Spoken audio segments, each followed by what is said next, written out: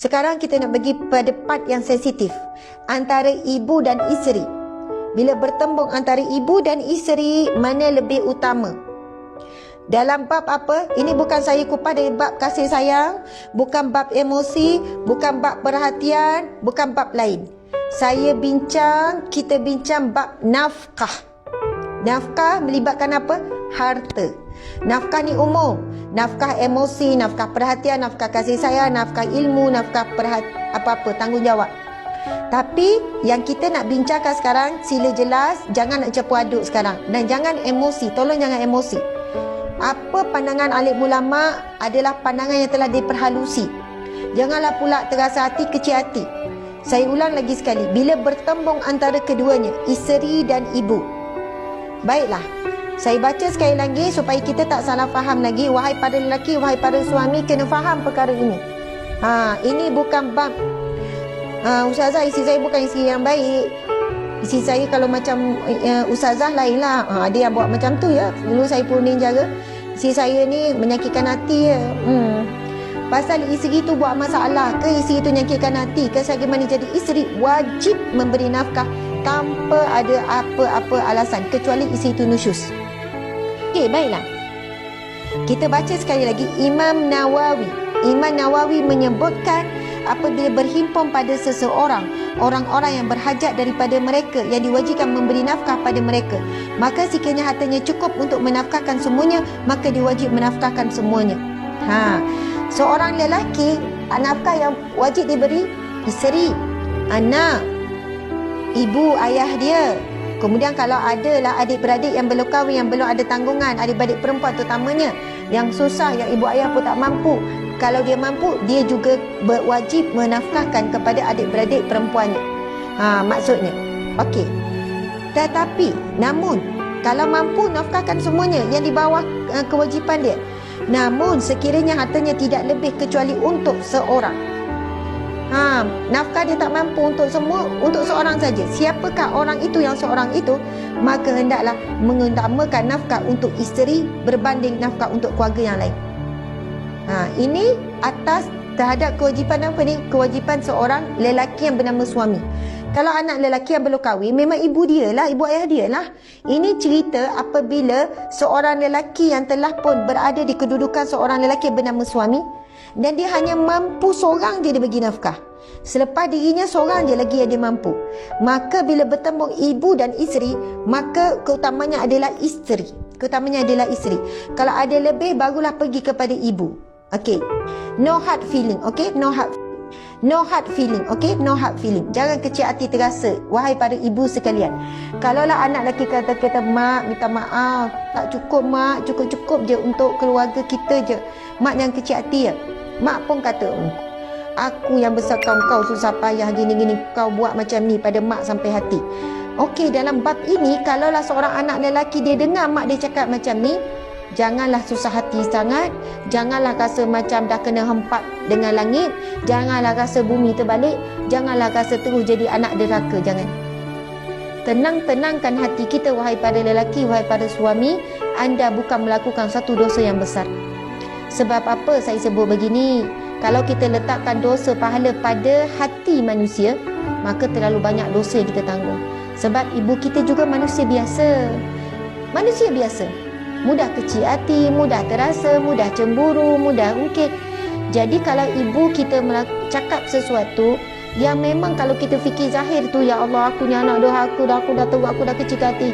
Tetapi kalau perkara itu di luar kemampuan kita untuk menjaganya, kita tak mampu nak bagi dia macam mana. Bukan buat-buat tak mampu, betul-betul tak mampu, dan Allah tahu kita betul-betul tak mampu. Jadi dalam keadaan begini, mak, memang cukup-cukup je mak, duit kita ni mak. Memang ya Allah, tolak rumah, tolak kereta, tolak ni, tinggal lagi dalam 150 je. Ni je duit belanja sampai hujung bulan mak. Mak kata, kau ni kalaulah kita rasa boleh bagi juga RM5, bagi RM10, bagi. Tapi kalau betul-betul tak mampu dan mak sampai kata kecil hati, kau ni tak kenang budi, kau gini, maka kalaulah dalam keadaan begitu, janganlah pula kita rasa kita berdosa besar, anak derhaka, tak, insya-Allah. Sebab kita buat sebagaimana yang disebutkan oleh alim ulama dan ikut syariat. Allahu akbar.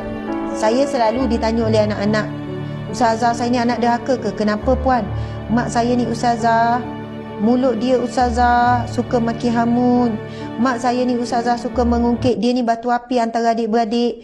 Mak saya ni, dia cerita sikit keburukan mak dia. Dia kata mak saya ni saya tak tahu, mungkin dia ada masalah apa ustazah. Mulut dia ni kalau dengan saya dia hodohkan adik-adik saya yang lain, adik-adik saya. Dengan adik-adik saya dia burukkan saya pula. Jadi kami ni kadang kalau tak faham benda ni boleh jadi bergaduh adik-beradik. Saya dengan isi saya ni banyak kali dah mak saya suruh cerai. Mak saya dah bagi amaran, kau tak ceraikan bini kau, mak tak redha kau. Mak tak redha kau dunia akhirat. Mak tak redha susu kau. Mak tak halalkan susu yang mak beri kau minum kalau kau tak ceraikan isi kau sekarang. Macam tu. Saya nak sebut ada ramai ibu yang bersikap begini. Wallahualam, maksud saya bila lepas tu dia tanya, ustazah, berdosa ke saya lawan cakap mak saya? Mak saya kalau berdosa ke saya lawan cakap mak saya? Mak saya kalau boleh duit kerja saya, gaji saya ni langsung bagi kat dia belaka. Kalau dia tahu saya bawa anak isi saya berjalan, dia marah sangat ustazah. Dia akan sebut begini, kata saya anak derhaka. Saya kata, encik bukan anak derhaka. Encik bukan anak derhaka, tapi encik anak yang bertanggungjawab. Apa maksud ustazah? Encik tidak mahu ibu encik terus melakukan dosa. Jadi encik tidak membenarkan perintah dia yang melanggar syariat Allah. Dia suruh encik ceraikan isi, itu langgar. Isteri si encik yang baik, isi encik baik, ya isi baik. Jadi encik tahu kewajipan encik mempertahankan rumah tangga. Kewajipan encik memelihara ikatan perkahwinan. Kewajipan encik menjaga isi encik yang encik ambil dengan akad nikah. Maka kalau encik membenarkan perintah ibu encik lagi berdosa.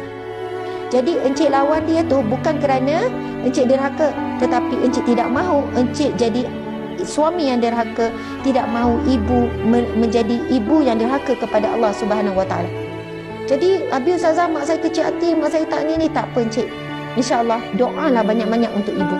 Doa supaya ibu lembut hati, ibu maafkan, ibu nampak kebenaran, ibu berubah. Itulah yang terbaik.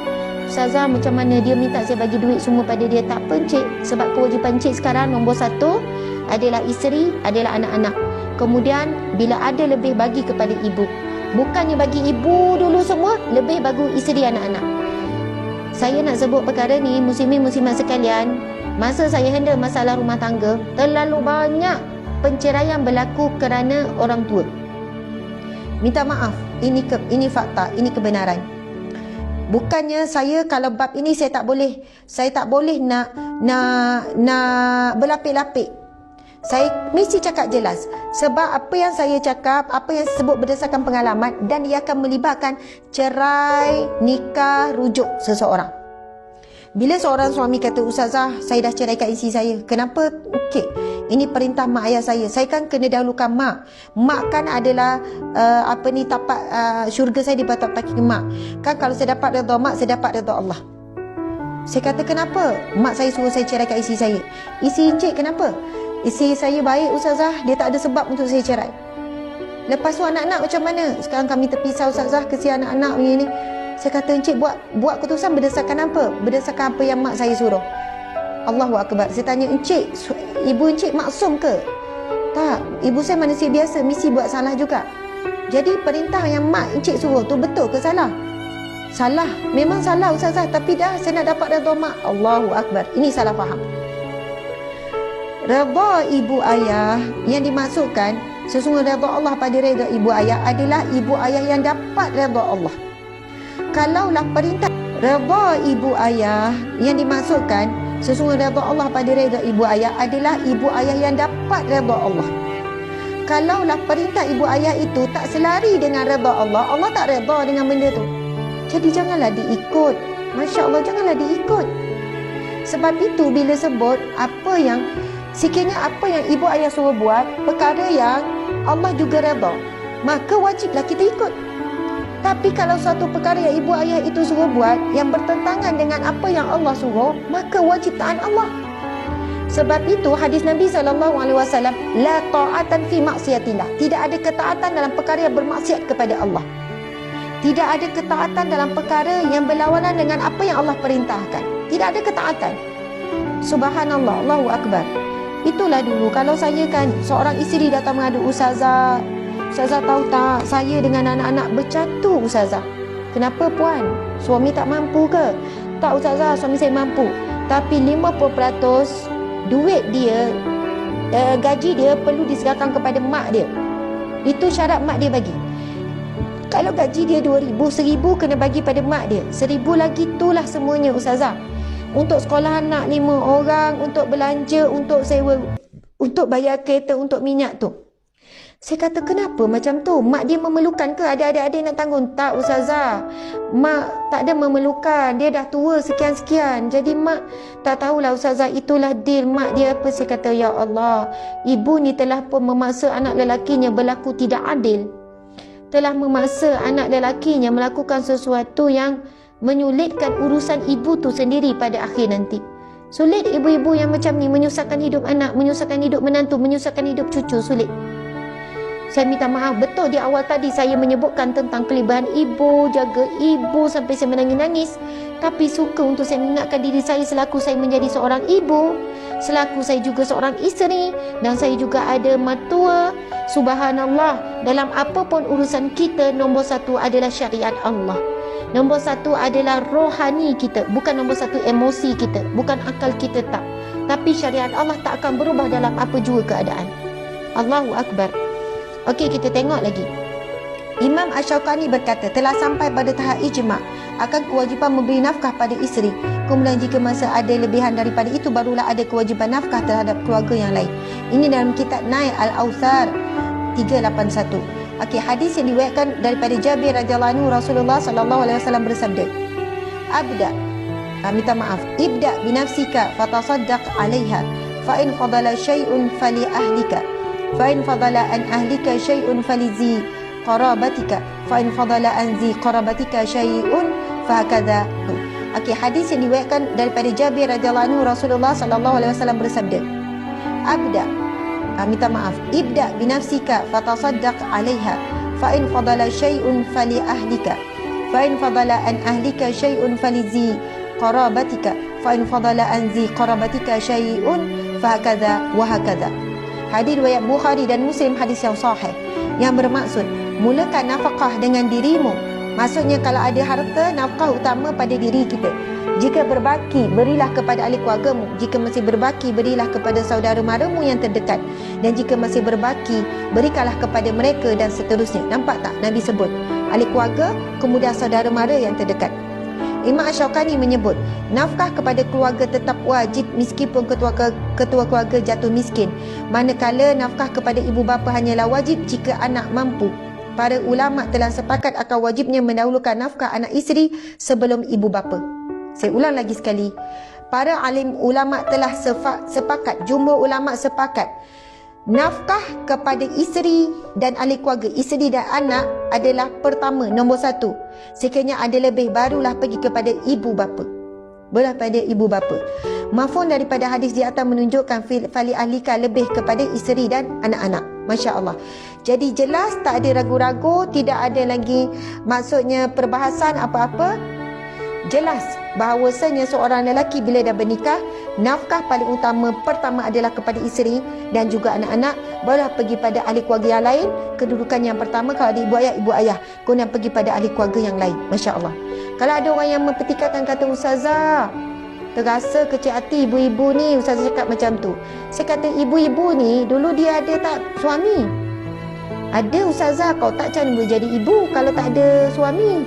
Dia mengandung pun daripada suami dia. Patutlah dia ada anak. Jadi sepanjang dia hidup, dia dah dapat nafkah daripada suami dia. Kenapa setelah anak dia ada isteri, kenapa dia tidak mengutamakan untuk, kenapa ibu pula halang untuk anak lelaki dia bagi nafkah pada isteri secara adil? Faham tak maksud saya? Kalau seorang ibu nak mempertikaikan, Ustazah kenapa pula seorang anak lelaki ni dia tak utamakan ibu? Kan ibu yang mengandung susah payah melahirkan, kan ibu yang membesarkan dia. Kenapa bila dah kahwin keutamaan dia pada isteri dan anak-anak? Jawapannya, puan sendiri masa nikah dulu dapat tak nafkah daripada suami puan? Saya dapat. Macam itulah adanya Islam. Puan dapat nafkah daripada suami. Kalau puan sendiri, suami puan dahulukan ibu dia, puan rasa macam mana? Betul lah Ustazah, Masya Allah, barulah dia macam kendur. Faham tak maksud saya ni? Subhanallah. Kalau seorang ibu dia kata dia lebih berhak terhadap harta anak, kalau seorang ibu dia kata dia lebih berhak terhadap harta anak lelaki dia, ibu ni adakah dia lupa dulu suami dia juga yang bagi nafkah? Bayangkan kalau dia berada di kedudukan suami dia lebih utamakan ibu, dia terasa tak? Kalau dia ingat balik, yelah ustazah, saya tak boleh terima lah ustazah, tapi suami saya bagi nafkah cukup. Jadi sekarang jangan jadi seorang ibu yang menghalang anak lelaki untuk memberikan nafkah cukup kepada anak isterinya. Dah, Islam ini adil. Kita macam roda, pusing-pusing benda yang sama. Allahu Akbar, Masya Allah. Muslimin, muslimat sekalian, sebagai penutup, justru selama mana ia menjadi tanggungjawab terhadapnya, maka tanggungjawab kepada isteri adalah diutamakan kecuali dalam keadaan darurah. Ibu bapa memerlukan bantuan, maka itu diberikan kepadanya. Kalau ibu bapa betul-betul darurah, betul-betul sakit, betul-betul memerlukan, maka keadaan itu saja perlu diutamakan ibu ayah. Faham ya? Kalau tak ada darurah, tak ada keperluan, tak ada mudarat, maka utama adalah nafkah seorang suami pada isteri dan anaknya. Tapi kalau ada darurah, maka ketika itu sahaja perlu ditamakan ibu dan ayah. Para ulama menyebut memberi nafkah kepada ibu bapa adalah tidak wajib atas seorang anak kecuali dua keadaan berikut. Nafkah kepada ibu bapa tidak wajib terhadap setiap anak kecuali dua keadaan saja.